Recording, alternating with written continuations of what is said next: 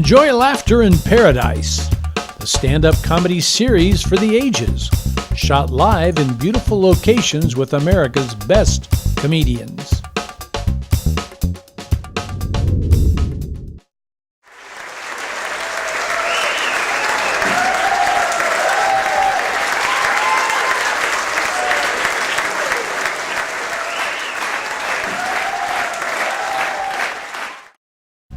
Direct from Bald Knob, Arkansas, please welcome Etta May.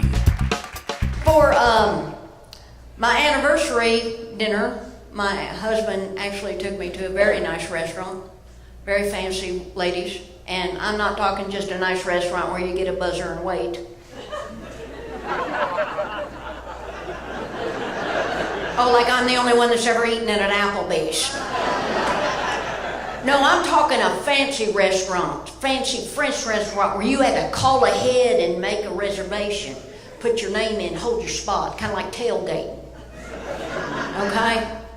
And we get to this French restaurant and there's this real pretty girl behind a desk, a podium, and we give her name, and then she introduced us to the Matador.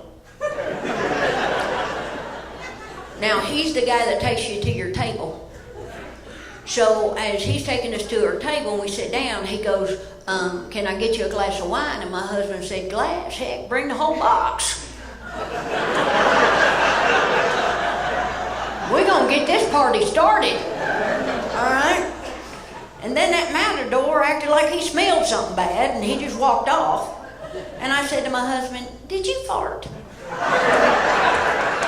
Because I did not. This is a nice place. Tuck it in, okay? Control yourself. And then the waiter come over and he's dressed real nice and he's got a little white tea towel on this arm and he's got a bottle of wine in his hand and he says, hello, my name is Maurice. I will be a waiter this evening. As it is, we are all out of boxes of wine. Who knew? However, this is our finest house wine. I think you will enjoy it very much. So, monsieur, if you will, you raise your glass. And so my husband raised his glass, and the little French guy just poured just like a little swallow in his glass.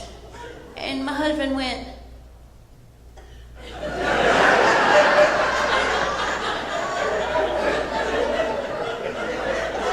fill it up. And he goes, no, monsieur, this is French wine. You must let it breathe. Swirl the wine around the glass. See how the light dances off the colors. Now, monsieur, I want you to take a sip of the wine, but do not swallow, no. Let the wine marinate your tongue. Let it slide from side to cheek. And I look over at my little redneck husband, and he's over there going...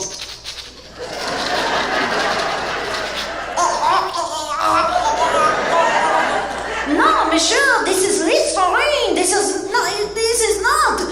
is French wine.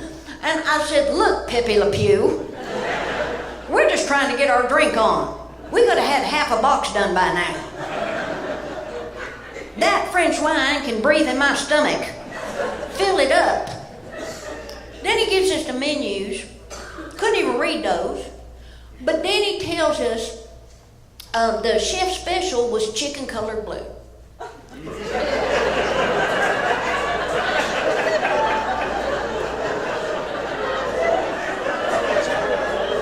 And I'm thinking, well, I ain't never seen that before. So we ordered the chicken colored blue. It comes, it ain't blue. It just looked like a fried chicken breast to me. Then it got weird.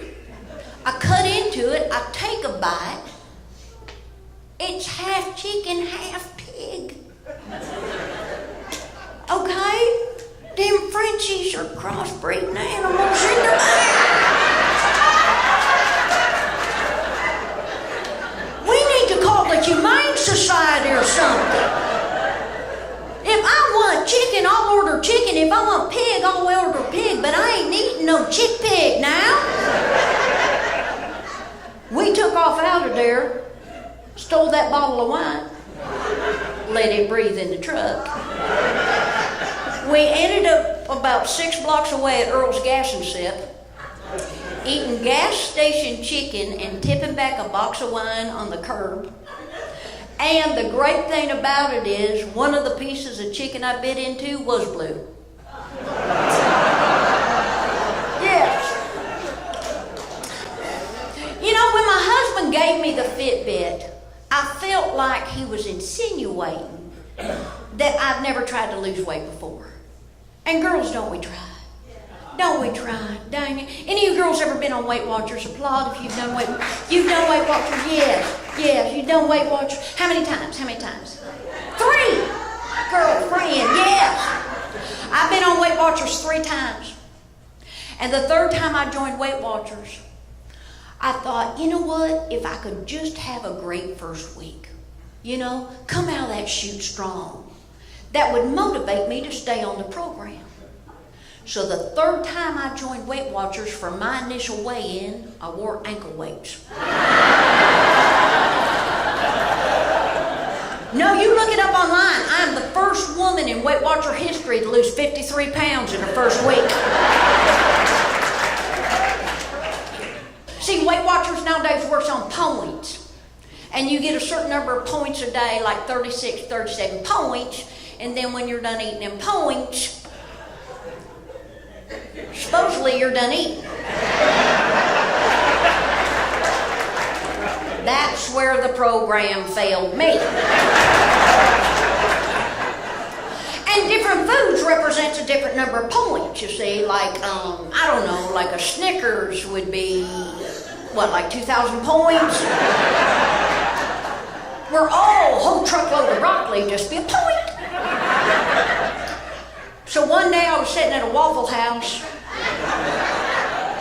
and it dawned on me, oh my goodness, I just ate February.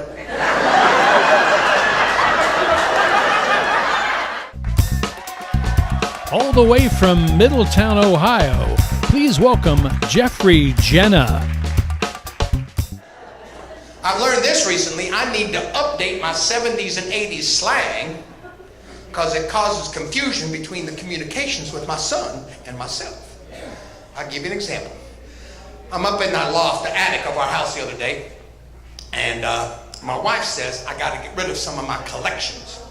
I call them my collections. She calls them that pile of garbage over there. And I said, baby, that's valuable stuff. I'm not just going to throw it out. I said, I'll tell you what, though. I'll cut it down. I'll take some of it. I'll put it on the eBay and make us a little money. She goes, that's a good idea. I get a big old box. I put some of my collections in the box. I take it downstairs, put a big black tablecloth on the dining room table. I set the stuff out. I get out my good camera. I start taking some pictures. My son is in the other room. He sees the flash going on and off, and he yells at me and goes, Daddy, what are you doing in there? I said, buddy, I am taking some pictures of my junk.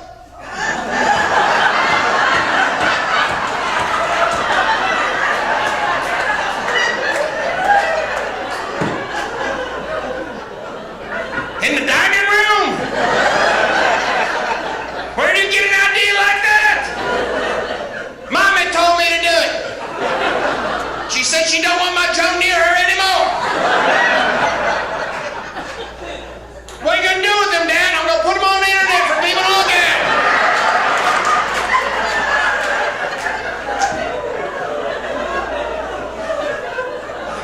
Oh, look at these young people laughing. There's some older people going, I don't see the problem with the conversation.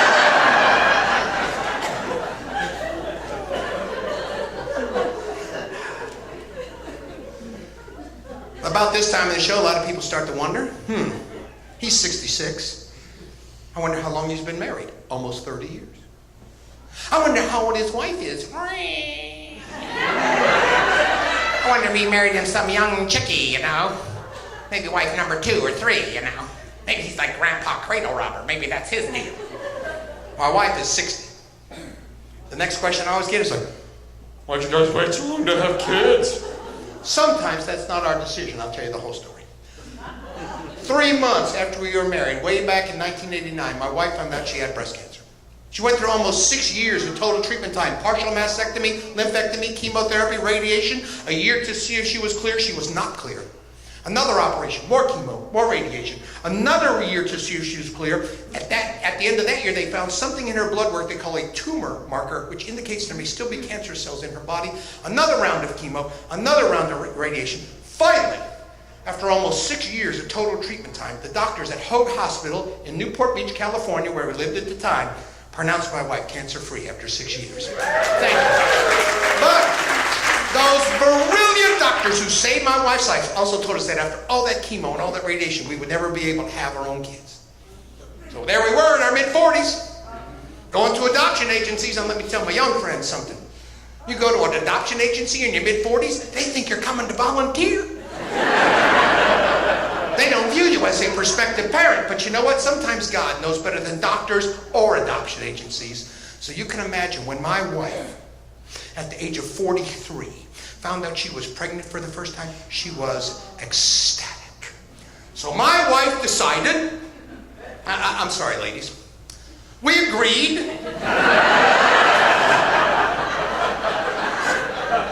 that we were going to do Lamaze. Now, for anybody who doesn't know, Lamaze are natural childbirthing classes, which are apparently only given on my bowling night. But I want to be a good husband and a good father, so I'm there, man.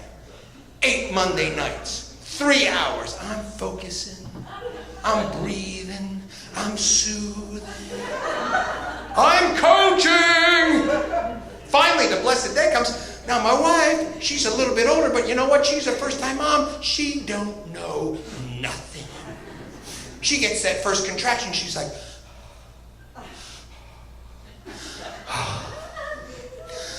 this is going to be so beautiful. I'm so happy I get to experience motherhood in its fullness.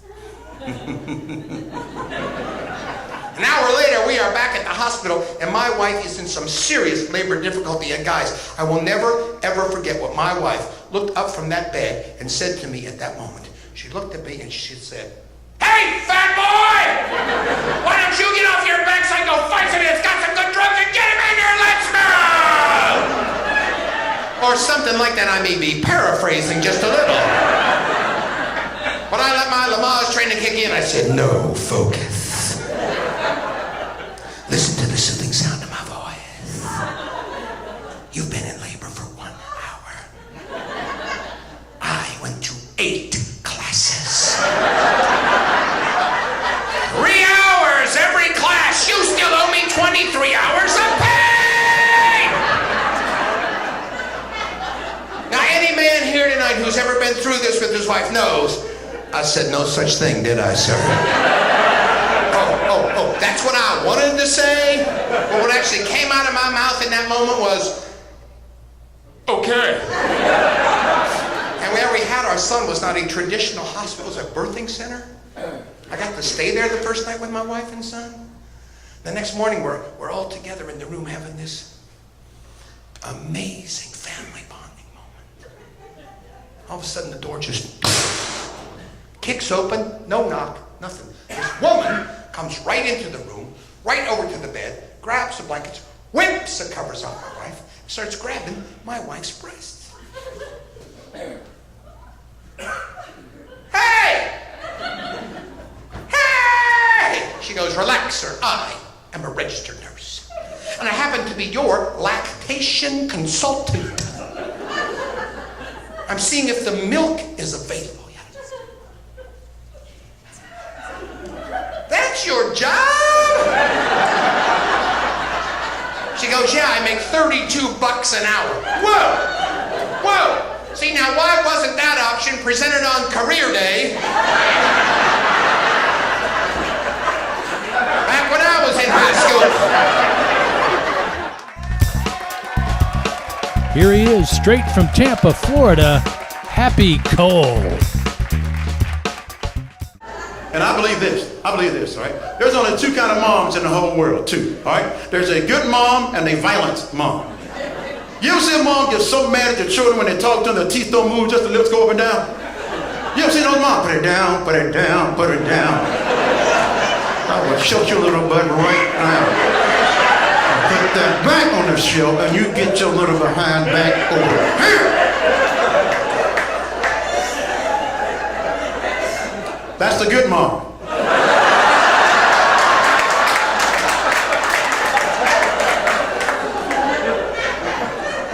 I had the violent mom. My mom was the kind of woman that would hit me first and then say, put it down. Just walk up out of nowhere. Bam! Now put that down. Now, I don't like kids talking back. I wasn't raised that way to talk back to your parents. I don't think that any kid should do that. But, you know, it's the parents' fault, not the kid's fault for letting the kid do it. You know what I'm saying? You got to stop that right away. You know what I'm saying? Because I was in the store the other day, right? Mom came in with two 11, 12-year-old kids, right? Two boys, right? And they went that way, and she went that way, right? So I said, I'm going to follow these kids because they look bad. And sure enough, they were bad kids. Oh, man. They were throwing stuff on the aisle, kicking it down the aisles and all that stuff, right? And the mom said, hey, you two, get back over. The kid said, no, Mom, forget you, and ran off. I was like, what? I was like, oh, no, I got to say something. I said, look, man. I'm not trying to be rude or anything like that, but I did notice you were having some trouble with your children. And it would be my sincere pleasure to slap the hell out of that one right there. Yeah. My kids, my older kids are beautiful men. I've got a 27-year-old kid graduated from Cornell University with an engineering degree. Very smart kid, very smart kid. And I've got a 24-year-old daughter graduated with a psychology degree from the University of Florida. And then I've got a couple of teenagers. You know, they're beautiful kids. My two older kids are they're mixed. They're mixed kids. Because my ex-wife is from hell. So.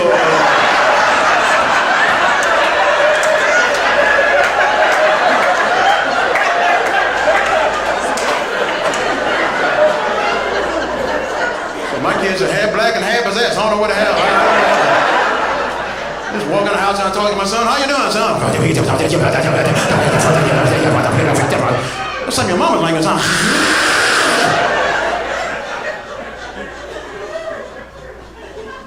So you said, Dad, what happened to your mom? I said, look, man, let me tell you what happened to me and your mother. It might help you in the future. Here's what happened, all right? When I first met your mom, I just overlooked a lot of things you should never overlook at the beginning of a relationship. He said, like what? I said, when I first met your mom, she had no reflection. That should have been a sign right there.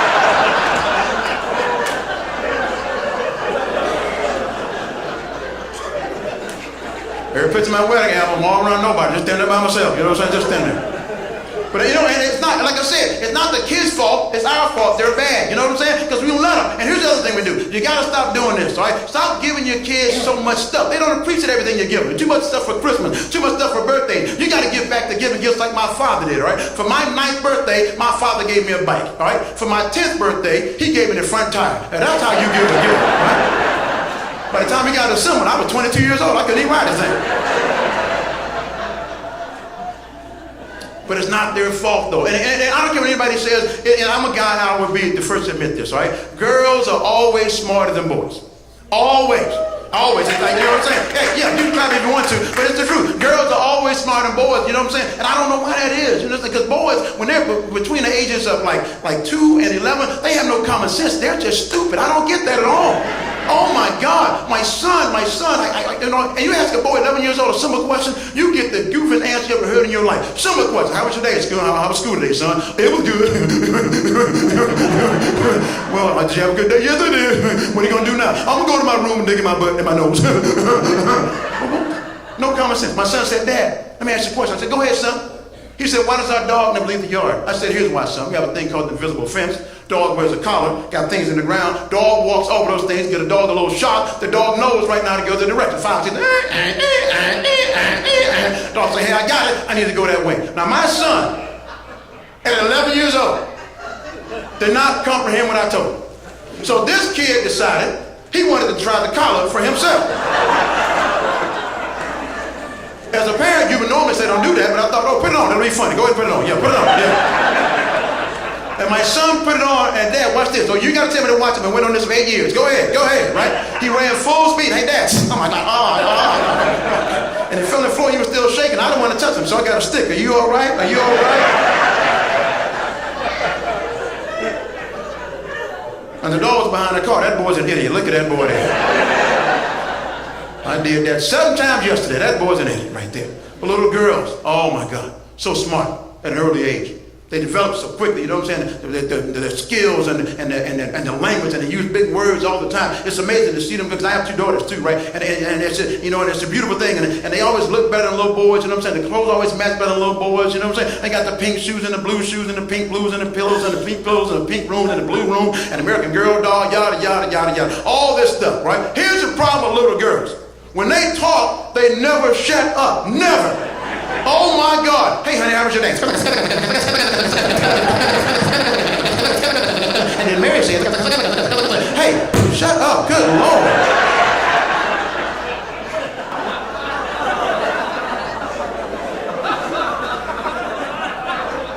Never goes away. Never goes away. When they get older, Miss Moneybags right here. Y'all been married 30 how many years? 33, 34 years, right? And he's not talking because she's got his brain. He can't even talk anymore, 33 years. Every time he wants to answer, he hears this. It's the way it works. It's just the way it works.